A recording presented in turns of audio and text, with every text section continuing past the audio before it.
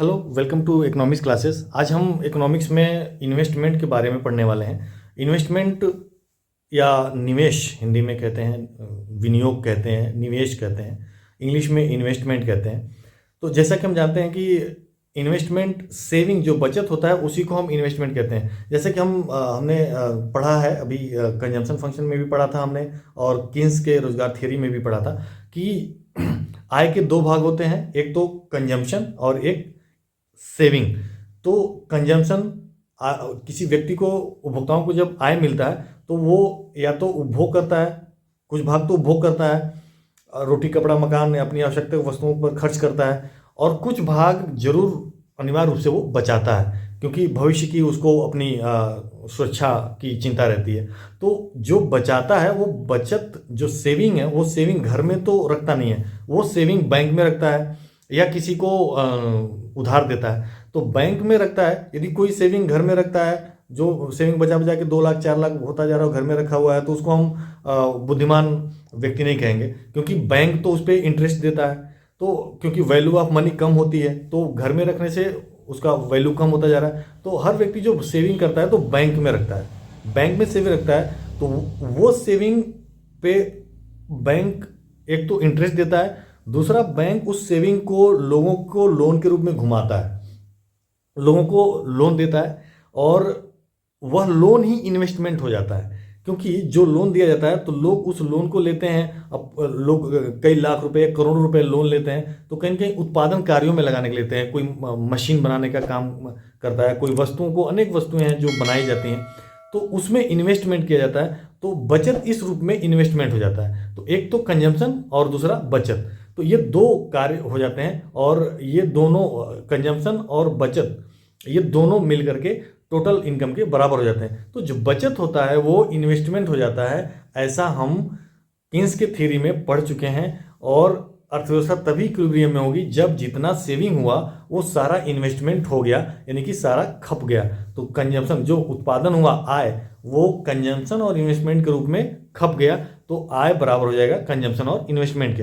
तो इस तरह से इन्वेस्टमेंट, अभी हमने कंजम्पशन वाले पार्ट को तो पढ़ लिया पिछले वीडियो में, कंजम्पशन फंक्शन के रूप में। पिछला वीडियो जाके पढ़ लीजिए, देख लीजिए, तो आपको समझ में आएगा कंजम्पशन फंक्शन क्या होगा। दूसरा जो पार्ट है सेविंग का, चूंकि सेविंग ही इन्वेस्टमेंट हो जाता है, तो जो इन्वेस्टमेंट हुआ, अब उस पार्ट को भी हमें समझना होगा कि वो जो इन्वेस्टमेंट है वो क्या होता है। जैसे इन्वेस्टमेंट दो तरह के होते हैं, प्रेरित इन्वेस्टमेंट, इंड्यूस्ड इन्वेस्टमेंट, या और ऑटोनोमस या स्वायत्त इन्वेस्टमेंट। ये दो तरह के इन्वेस्टमेंट होते हैं। फिर हम देखते हैं कि ग्रॉस इन्वेस्टमेंट क्या होता है और नेट इन्वेस्टमेंट क्या होता है।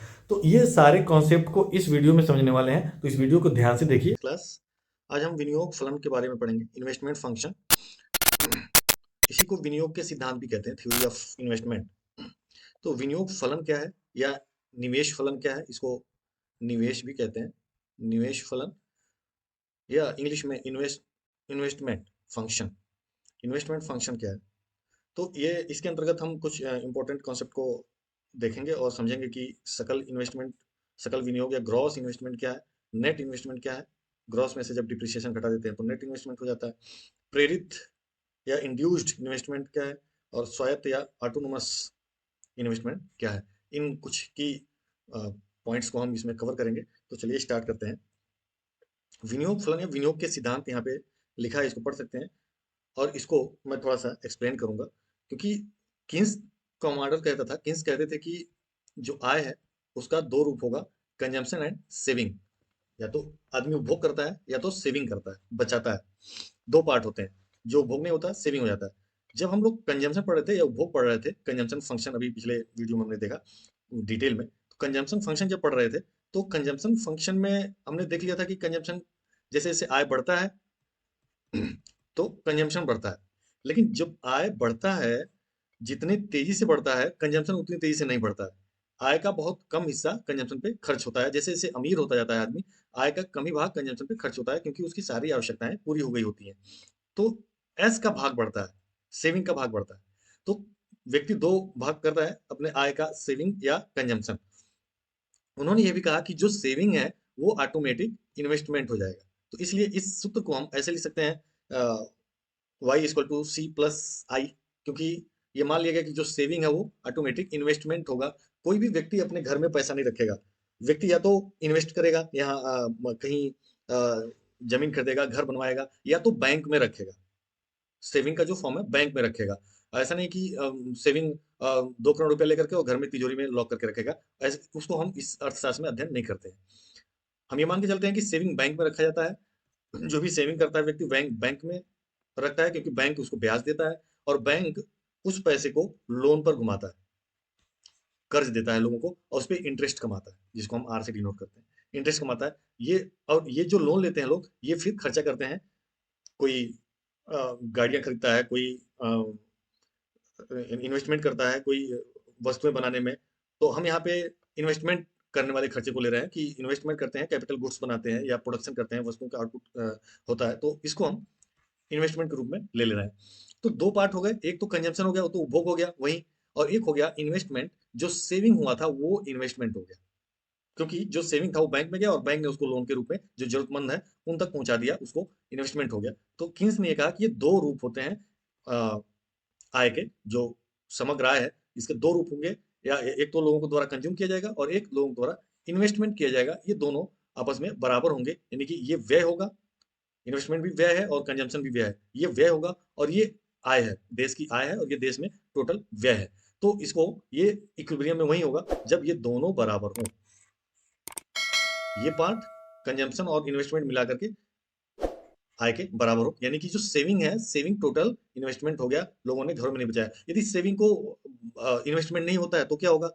सेविंग यदि इन्वेस्टमेंट नहीं होता है तो क्या होगा? तो ऐसी स्थिति में आय, आउटपुट बढ़ता जाएगा और ग्रेटर देन हो जाएगा सी प्लस एस के।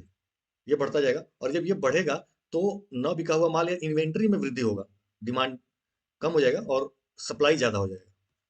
ठीक है, डिमांड कम हो जाएगा क्योंकि ये कम हो गया, तो सप्लाई ज्यादा होगा। तो सप्लाई ज्यादा होगा तो प्राइसेस गिरेंगी। इसका इफेक्ट क्या होता है? प्राइस गिरता है। प्राइस गिरता है तो क्या होता है?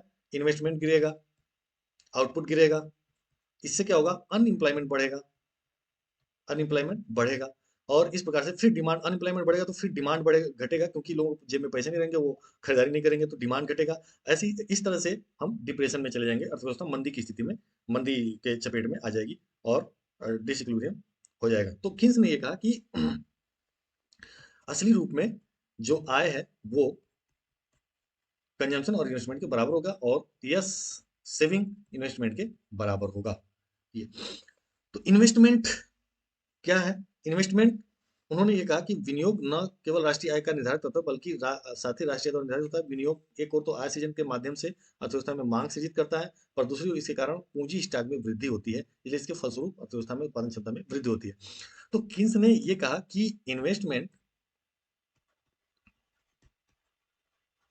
इन्वेस्टमेंट किसको हम कहेंगे? तो इन्वेस्टमेंट एक तो ऐसा खर्चा, ऐसा व्यय जो रोजगार बढ़ाए। ठीक है, पहला पॉइंट ले लेते हैं, जो एम्प्लॉयमेंट बढ़ाए उसको हम इन्वेस्टमेंट कहेंगे, एम्प्लॉयमेंट बढ़ाए। दूसरा, जो लोगों के आय में वृद्धि करे, संपत्ति में वृद्धि करे, यानी कि देश के आउटपुट में वृद्धि करे। तीसरा, कैपिटल, कैपिटल स्टॉक में वृद्धि करे, पूंजीगत वस्तुएं बनाए, जैसे मशीन है ना, इस तरह के वस्तुएं बनाए, घर बनाने को भी हम कैपिटल स्टॉक में काउंट कर सकते हैं। तो इस तरह के कैपिटल स्टॉक में जो जो भी वस्तुएं बन रही हैं वो सारी कैपिटल स्टॉक में हम शामिल कर लेते हैं। जो जो गोदामों में वस्तुएं पड़ी हैं उत्पादित करके, वो भी कैपिटल स्टॉक में हम ले लेते हैं। तो ये इन्वेस्टमेंट उसे हम कहते हैं जब वह इन्वेस्टमेंट का मतलब कि अर्थव्यवस्था में एम्प्लॉयमेंट बढ़ रहा है, यानी कि वस्तुओं के उत्पादन पे खर्च किया जा रहा है, उत्पादन बढ़ रहा है, उत्पादन बढ़ रहा है तो एम्प्लॉयमेंट ऑटोमेटिक बढ़ेगा, क्योंकि उत्पादन बिना लेबर के होगा नहीं, तो एम्प्लॉयमेंट लोगों के बढ़ेंगे ही। कैपिटल स्टॉक में वृद्धि हो रही है, मशीनें बन रही हैं, जो मशीनें उत्पादन में फिर यूज की जाएंगी, उन मशीनों को भी बनाया जा रहा है, तो वो भी कैपिटल स्टॉक में आ जाती है। तो ये इन्वेस्टमेंट में दो तीन चीजें अनिवार्य रूप से शामिल होती हैं, तब हम कहेंगे कि इन्वेस्टमेंट हो रहा है। ऐसा नहीं कि कहीं इन्वेस्टमेंट में कहीं व्यक्ति ने कोई स्टॉक या कोई स्टॉक मार्केट में या बॉन्ड खरीद लिया, बॉन्ड खरीदने में, प्रतिभूति खरीदने में को केन्स ने इन्वेस्टमेंट नहीं माना। ये इन्वेस्टमेंट नहीं माना जाएगा। क्यों? क्योंकि इसमें कोई उत्पादन नहीं हो रहा है। ठीक है, इसमें कोई उत्पादन नहीं हो रहा है, कोई एम्प्लॉयमेंट नहीं मिलेगा, इसमें कोई कैपिटल गुड्स नहीं बन रहा है, तो इसलिए इसको हम इन्वेस्टमेंट नहीं मानते हैं। यदि बॉन्ड और प्रतिभूति में लोग इन्वेस्ट करते हैं तो किसी ने सीधा कहा कि इन्वेस्टमेंट वह है जो एम्प्लॉयमेंट बढ़ाए, रोजगार बढ़ाए, उत्पादन बढ़ाए, कैपिटल स्टॉक में वृद्धि करे, यहाँ लिखा भी है पूंजी के स्टॉक में वृद्धि करे। तो ये तीन चीजों को जरूर शामिल करेंगे, तब हम कहेंगे कि हाँ इन्वेस्टमेंट हो रहा है, इन्वेस्टमेंट हुआ है। आगे बढ़ते हैं। अभी हमने देखा कि आय का वह भाग जो उपभोग पर व्यय नहीं होगा, जो बचत होगा वो इन्वेस्टमेंट हो जाएगा। उन्होंने एक शब्द का इस्तेमाल किया, एक्चुअल सेविंग, वास्तविक बचत। एक्चुअल सेविंग बराबर होगा एक्चुअल इन्वेस्टमेंट के, तब हम अर्थव्यवस्था इक्विलिब्रियम में होगा। डिलार्ड ने विनियोग की परिभाषा देते हुए, निवेश की परिभाषा देते हुए कहा कि वर्तमान उपभोग से अधिक उत्पादन करना समाज के संचित धन में और अधिक वृद्धि करना है। इसका सबसे महत्वपूर्ण रूप व्यापारियों द्वारा कारखानों, मशीनों, अन्य प्रकार की उत्पादित वस्तुओं को बनाने पर किया गया व्यय होता है। अभी हमने जैसा कि बताया, डिलार्ड ने कहा कि कंजम्पशन से अधिक उत्पादन करना क्या है, इन्वेस्टमेंट है। तो y equal to c plus I है। तो c और i यानी कि i यदि हम निकालना चाहें तो y माइनस सी हो जाएगा। यानी कि कंजम्पशन से अतिरिक्त अधिक वाला आय क्या है, इन्वेस्टमेंट है। ठीक है, तो इन्वेस्टमेंट जैसा कि अभी हमने बताया कि एम्प्लॉयमेंट बढ़ाए, आउटपुट बढ़ाए, कैपिटल गुड्स में वृद्धि करे, तो वो हम इन्वेस्टमेंट के रूप में देखते हैं और उसी को हम सेविंग कहते हैं। यहाँ पे उसी परिभाषा को आगे बढ़ाया गया है। विनियोग एक प्रवाह चर है, फ्लो वेरिएबल है। पूंजी इसी का प्रतिरूप एक स्टॉक चर है। संचित विनियोग ही पूंजी है, या दूसरे शब्दों में पूंजी स्टॉक में वृद्धि ही विनियोग है। तो विनियोग एक प्रवाह चर है क्योंकि विनियोग आय जनरेट होता है, जो हम इस्तेमाल करते हैं ये फार्मूला सी प्लस आई। तो आय का जो हिस्सा उपभोग हो जाता है और एक इन्वेस्टमेंट होता है जो, तो ये एक प्रवाह चर, ये चलता रहता है। आय पैदा होती है, उत्पादन होता है, उत्पादन होता है तो लोग उसका कंजम्पशन करते हैं, कुछ भाग उपभोग करते हैं क्योंकि हम हमें रोज कुछ ना कुछ जरूरतें रहती हैं, तो उसका उपभोग करते हैं, और एक इन्वेस्ट कर देते हैं। तो इन्वेस्टमेंट में क्या होता है कि पूंजी स्टॉक में वृद्धि होती है। पूंजी स्टॉक में वृद्धि ही विनियोग है। जैसे कोई हमने माल उत्पादन किया और उससे जो स्टॉक है उसमें वृद्धि हो गई, जो गोदाम में पड़ा माल है उसमें वृद्धि हुई, तो वो जो वृद्धि हुई वह विनियोग है। ठीक है, तो यदि विनियोग को निकालना है तो हम पूंजी स्टॉक में हुए वृद्धि को निकाल सकते हैं कि पुराना पूंजी स्टॉक कितना था और नया पूंजी स्टॉक कितना है, तो उसको माइनस करने का कहेंगे कि इतना विनियोग हुआ है। उसको हम फ्लो के रूप में देखते हैं क्योंकि आय भी प्रवाह है और इन्वेस्टमेंट भी प्रवाह है। नेक्स्ट हम चलते हैं कि सकल विनियोग और निवल विनियोग, ग्रॉस इन्वेस्टमेंट, ये दो शब्द आते हैं। ग्रॉस इन्वेस्टमेंट क्या होता है, नेट इन्वेस्टमेंट क्या होता है। तो ग्रॉस इन्वेस्टमेंट वो होता है कि जो विनियोग करने के उपरांत जो उत्पादन हुआ, जितना भी उत्पादन हुआ, जितना भी पूंजी स्टॉक में वृद्धि हुआ, वो सारा हम ग्रॉस इन्वेस्टमेंट लिख सकते हैं, जीपी। ग्रॉस सॉरी, यहाँ पे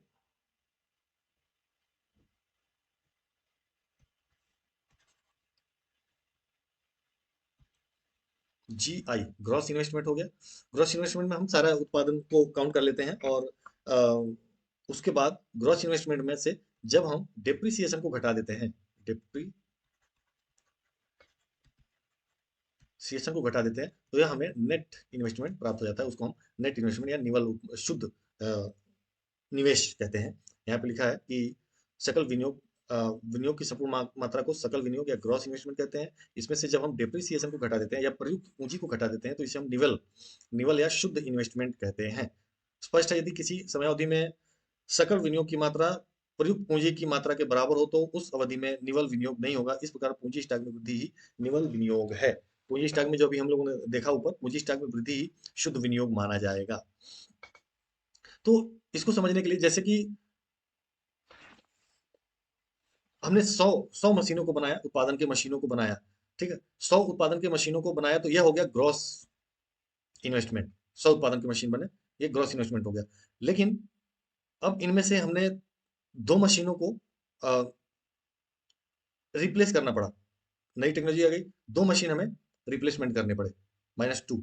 तो अब -2 ये डिप्रिसिएशन में काउंट होगा, ये डिप्रिसिएशन में काउंट होगा। और शुद्ध इन्वेस्टमेंट कितना बचेगा, तो 88 शुद्ध इन्वेस्टमेंट, नेट इन्वेस्टमेंट बच जाएगा।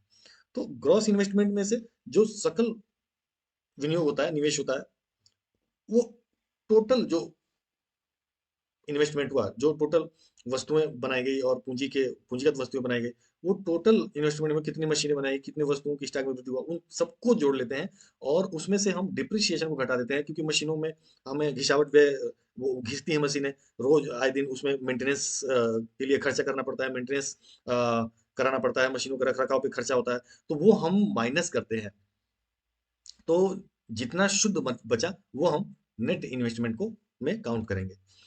अब विनियोग दो प्रकार के होते हैं, निवेश दो प्रकार के होते हैं, एक इंड्यूस्ड इन्वेस्टमेंट होता है, ठीक है, पहला इंड्यूस्ड इन्वेस्टमेंट, इसको हम आई आई से दिखाएंगे, और दूसरा होता है ऑटोनोमस इन्वेस्टमेंट, इसको आई ए से दिखाएंगे। तो सबसे पहले इंड्यूस्ड या प्रेरित विनियोग किसे कहते हैं, क्योंकि नाम से ही ये स्पष्ट है, प्रेरित विनियोग होता है। प्रेरित विनियोग हमेशा लाभ से प्रभावित होता है। जो इंड्यूस्ड इन्वेस्टमेंट होता है ये प्रभावित होता है प्रॉफिटेबिलिटी, लाभ से आकर्षित होकर के प्रेरित विनियोग होता है। अर्थव्यवस्था में जैसे डिमांड बढ़ रहा है, रेट ऑफ इंटरेस्ट कम हो रहा है, रेट ऑफ इंटरेस्ट कम हो रहा है, तो इससे आकर्षित होंगे। तो इंटरनल जो फैक्टर है उनसे प्रभावित होकर के जब विनियोग होता है तो इंड्यूस्ड इन्वेस्टमेंट कहते हैं। इंड्यूस्ड इन्वेस्टमेंट निर्भर करता है आय पे, तो इसको ऐसे लिख सकते हैं, induced investment is the function of आय, और यदि आय बढ़ता है तो इंड्यूस्ड इन्वेस्टमेंट बढ़ेगा, आय घटता है तो इंड्यूस्ड इन्वेस्टमेंट घटेगा। तो इसमें ये संबंध होता है। और इसको यदि हम दिखाना चाहें तो ग्राफ पे ऐसे दिखा सकते हैं, ये कुछ इस प्रकार का होगा इंड्यूस्ड इन्वेस्टमेंट। इस पे हम आय के स्तर को दिखाए हैं, इस पे हम इंड्यूस्ड इन्वेस्टमेंट को दिखा रहे हैं। इसमें देख सकते हैं कि जैसे जैसे आय बढ़ रहा है इंड्यूस्ड इन्वेस्टमेंट बढ़ता जा रहा है। इंड्यूस्ड इन्वेस्टमेंट पहले I1 था, I2 हो गया, जब आय का स्तर Y से Y1 हो गया, तो जैसे जैसे हम आय को बढ़ाएंगे, जैसे जैसे आय बढ़ेगा इंड्यूस्ड इन्वेस्टमेंट बढ़ता जाएगा। तो इंड्यूस्ड इन्वेस्टमेंट प्रेरित विनियोग कुल मिलाकर के आय पर निर्भर होता है। आय जब बढ़ती है तो इंड्यूस्ड इन्वेस्टमेंट बढ़ती है। तो इंड्यूस्ड इन्वेस्टमेंट या प्रेरित विनियोग वह विनियोग है जो आय बढ़ने के साथ साथ अर्थव्यवस्था में बढ़ता है, आय से प्रभावित होता है, और इसके साथ साथ मांग में वृद्धि होती है, प्रॉफिटेबिलिटी बढ़ती है, और रेट ऑफ इंटरेस्ट कम होता है, तो इन सब चीजों से भी प्रभावित होती है। तो इसको हम प्रेरित विनियोग कहते हैं, नाम से ही स्पष्ट है, प्रेरित विनियोग यानी कि किसी चीज से प्रभावित होकर प्रेरणा लेकर के और तब इसमें वृद्धि होती है, तो इसको हम प्रेरित विनियोग कहते हैं। ठीक है, क्लियर, इतना क्लियर हो गया। अब दूसरा था ऑटोनोमस इन्वेस्टमेंट, स्वायत्त विनियोग। स्वायत्त विनियोग निर्भर करता है बाह्य कारकों पर या external external factors, external factors पर निर्भर करता है। एक्सटर्नल फैक्टर्स क्या है, जैसे टेक्नोलॉजी चेंज हो गया, टेक्नोलॉजी चेंज हो गया, कुछ नई टेक्नोलॉजी आ गई, या कुछ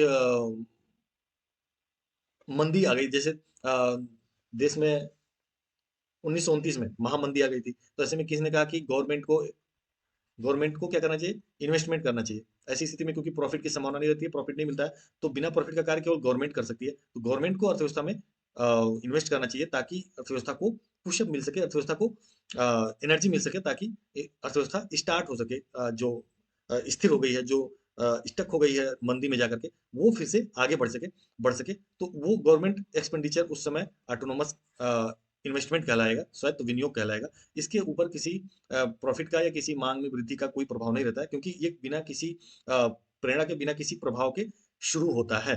तो इसको हम चित्र के माध्यम से भी दिखा सकते हैं। इस पे आय की मात्रा दिखाई गई है, इस पे ऑटोनोमस इन्वेस्टमेंट दिखाया गया है, और ये एक्स एक्सिस के बिल्कुल पैरेलल होता है। ये वाई एक्स है, ये हम देख सकते हैं कि आय का स्तर जितना भी बढ़ाते जाइए, जो इंड्यूस्ड इन्वेस्टमेंट है वो इतना ही रहेगा। तो ये इंड्यूस कर रहे हैं स्वायत्त स्वायत्त निवेश या ऑटोनोमस इन्वेस्टमेंट जो है वो ए ओ आई ए के बराबर ही रहेगा, चाहे आय कितना भी हो जाए। तो इसलिए इसको हम पैरेलल दिखाते हैं।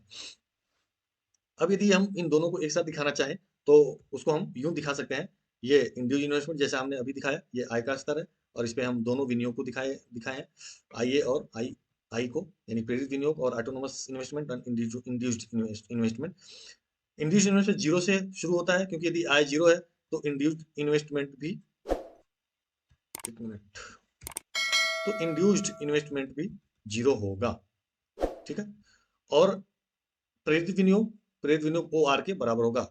आय यदि जीरो है तो भी प्रेरित ऑटोनोमस इन्वेस्टमेंट कितना होगा, ओ आर के बराबर होगा यदि आय जीरो है। क्योंकि यदि हम मंदी की बात करें, मंदी में जब केन्स ने कहा था कि बिना लाभ का केवल गवर्नमेंट इन्वेस्टमेंट कर सकती है, तो गवर्नमेंट को ऐसी स्थिति में इन्वेस्टमेंट करना चाहिए क्योंकि वो किसी लाभ से प्रभावित नहीं होती है और अर्थव्यवस्था में मंदी की स्थिति हो गई है, बेरोजगारी भयंकर हो गई है, तो गवर्नमेंट उसमें इन्वेस्टमेंट करे।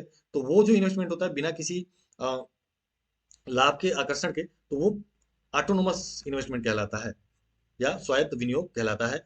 इसके अलावा यदि अर्थव्यवस्था में कोई भी व्यक्ति इन्वेस्टमेंट करता है, और वो इसलिए इन्वेस्टमेंट होता है क्योंकि टेक्नोलॉजी बदल गई, कुछ नई चीजें आ गई, और या पॉलिसी बदल गई गवर्नमेंट की, तो उससे प्रभावित होकर के और उसके कारण इन्वेस्टमेंट को करना पड़ा, तो वह ऑटोनोमस इन्वेस्टमेंट कहलाएगा। तो इन दोनों को जोड़ देते हैं तो हमें ये आई मिल जाता है। आई क्या है, तो आई एक तो ऑटोनोमस कंजम्पशन, ऑटोनोमस इन्वेस्टमेंट और प्लस इंड्यूज इन्वेस्टमेंट को जोड़ करके बनाया गया है, इन दोनों को जोड़ दिया गया है, तो इसलिए आर से स्टार्ट हो रहा है, ये टोटल इन्वेस्टमेंट आ जाएगा, दोनों का जोड़ होगा। नेक्स्ट है विनियोग फलन। तब विनियोग फलन किसे कहेंगे, विनियोग फलन यानी कि अ, जिन शक्तियों से इन्वेस्टमेंट निर्धारित होता है उसे हम विनियोग फलन कहते हैं। स्वायत्त विनियोग और उसको निर्धारित करने वाली अ, स्वायत्त विनियोग और उसको निर्धारित करने वाले कारकों के बीच के फलनात्मक संबंध को विनियोग फलन कहते हैं। विनियोग और उसको निर्धारित करने वाले कारकों के बीच के फलन को विनियोग फलन कहते हैं। यानी कि जैसे investment is the function of R, ब्याज दर, तो इसको हम कहेंगे विनियोग फलन। वैसे आय पर भी निर्भर करेगा, मुख्य रूप से आर पे निर्भर करता है। आर मतलब ब्याज दर। आय आय पे निर्भर करता है, यदि आय बढ़ता है तो ब्याज दर बढ़ता है। तो इस तरह से लिख सकते हैं कि आर और आय मुख्य रूप से निर्धारित करता है। क्योंकि इसके दो रूप हैं, इन्वेस्टमेंट के दो रूप हैं, एक तो इंडिविजुअल इन्वेस्टमेंट और प्लस एक है ऑटोनोमस इन्वेस्टमेंट। ऑटोनोमस इन्वेस्टमेंट या स्वायत्त विनियोग किस पे निर्भर करता है, स्वायत्त विनियोग निर्भर करता है प्राविधिक प्रगति, अन्वेषण, नव प्रवर्तन। तो इसको हम लिख सकते हैं कि यह बाह्य कारकों पे निर्भर करता है, एक्सटर्नल फैक्टर पर निर्भर करता है। जैसे जैसे टेक्नोलॉजी चेंज हो गया, या कुछ नया अन्वेषण हो गया, इनोवेशन हो गया, तो इस तरह से इस पर निर्भर करता है। इंड्यूस इन्वेस्टमेंट का फंक्शन कैसे ले सकते हैं हम, इंड्यूस इन्वेस्टमेंट आंतरिक कारकों पर निर्भर करता है, इंटरनल कारकों पर निर्भर करता है, जो कि ब्याज दर, आय का स्तर क्या होगा, डिमांड क्या होगा, इन सब चीजों पर निर्भर करता है इंड्यूस्ड इन्वेस्टमेंट, प्रेरित विनियोग। तो आई होप ये आपको समझ में आ गया होगा। तो निवेश फलन, पहले तो हम ये कहेंगे कि निवेश फलन क्या है। निवेश फलन निवेश और निवेश को निर्धारित करने वाले कारकों के बीच के फलनात्मक संबंध को निवेश फलन कहेंगे। इसमें दो तरह के निवेश होते हैं, एक तो इंड्यूस्ड इन्वेस्टमेंट और एक होता है ऑटोनोमस इन्वेस्टमेंट।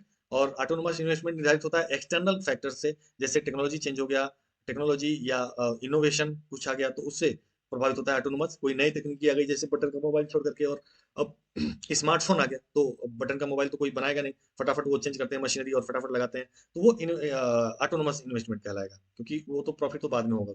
इंड्यूस इन्वेस्टमेंट, ब्याज दर कम हो गया तो बढ़ जाएगा क्योंकि प्रॉफिटिबिलिटी बढ़ जाएगी, आय बढ़ गया तो भी बढ़ जाएगा, आय से प्रेरित होकर इन्वेस्टमेंट होगा, डिमांड बढ़ गया तो भी इंडिविजुअल इन्वेस्टमेंट बढ़ेगा। तो इन दोनों का भी अलग अलग फंक्शन हम समझ सकते हैं। तो ये है इन्वेस्टमेंट फंक्शन।